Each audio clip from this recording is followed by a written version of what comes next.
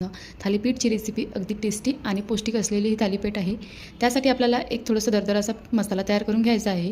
त्यामध्ये 2 चम्मच धने, अर्धा चम्मच जिरं, लसणाच्या कळ्या, मिरच्या व कढीपत्ता टाकून हे दरदराचं बारीक करून घ्यायचं आहे। अशा प्रकारे याला साईडला ठेवू आणि जी 1 ते 1.5 वाटी घ्यायचं, तुम्हाला जितक्या प्रमाणात बनवायचं असेल ना तितक्या प्रमाणामध्ये।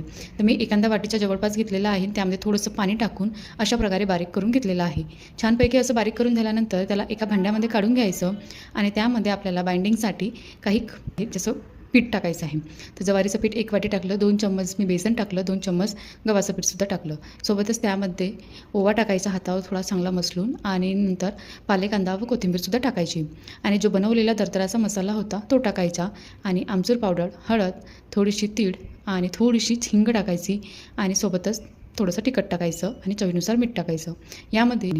सोबतच यामध्ये छान वाटण्यासाठी आणखी थालीपीठमध्ये तीळ टाकायचं, जेणेकरून थालीपीठ छानपैकी अशी खुसखुशीत होते ह्यासाठी। नंतर हे सर्व मिक्सचर काय करायचं, एकत्र करायचं आणि त्याचा असा डो तयार करून घ्यायचा आहे।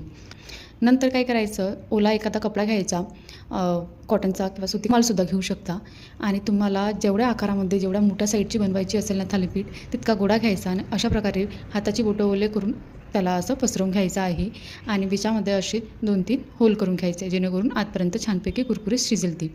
नंतर ताव्याला छानपैकी असं तेल लावून घ्यायचं किंवा तूप लावून घ्यायचं, तुम्हाला जे आवडत असेल ते, आणि कडकडीत ताव्यावर आपल्याला ही थालीपीठ टाकून द्यायची आहे आणि साईडच्या कॉर्नरने सुद्धा थोडंसं हलकंसं तेल लावायचं व झाकून मीडियम फ्लेमवर याला शिजवून घ्यायचं आहे। तुम्हाला दाखवते, कपड्याला थोडंसं ओलं करायचं। हर स्टेजवर जेवढे तुम्ही कराल ना थालीपीठ, तर हलकासा कपडा ओला करून घ्यायचा आणखी पाण्याने 2-4 थेंब टाकून। नंतर गोळा घ्यायचा आणि हाताची बोटं ओले करून घ्यायची आणि अशा प्रकारे याला पसरवून घ्यायचं आहे। मी छोटेच बनवले, तुम्ही लहान मोठे 3-4 होल करून घ्यायचे आहे आणि तुम्हाला दाखव आणि सोबतच आणखी छान दिसण्यासाठी मी यावर थोडीशी तीळसुद्धा टाकलेली आहे। असं हातावर एका छोट्या होत्या म्हणून एका हातावर इझीचा ताव्याला तेल लावायचं आणि असे उलटं करून टाकून द्यायचं आहे। तर इझिली ते पटकन ताव्यावर लागून जाते, चिपकून जाते।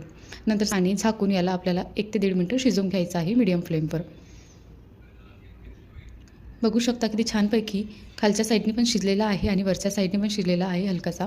तर याला मी थोडंसं आणखी तेल लावून घेते आणि पलटवून याला दुसऱ्या साईडने पण छानपैकी असा करारा होईपर्यंत शिजवून घ्यायचा आहे। बीचमध्ये याला पलटवत शिजवायचं आहे दोन्ही साईडनी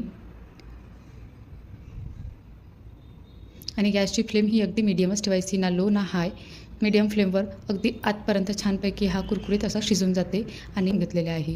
तुम्ही याला दह्यासोबत तडका लावून दह्यासोबत पण खाऊ शकता किंवा चटणी, हिरवी चटणी किंवा लाल चटणी जी आवडत असेल ना त्याच्यासोबतसुद्धा खाऊ शकता किंवा ठेच्यासोबतसुद्धा खाऊ शकता।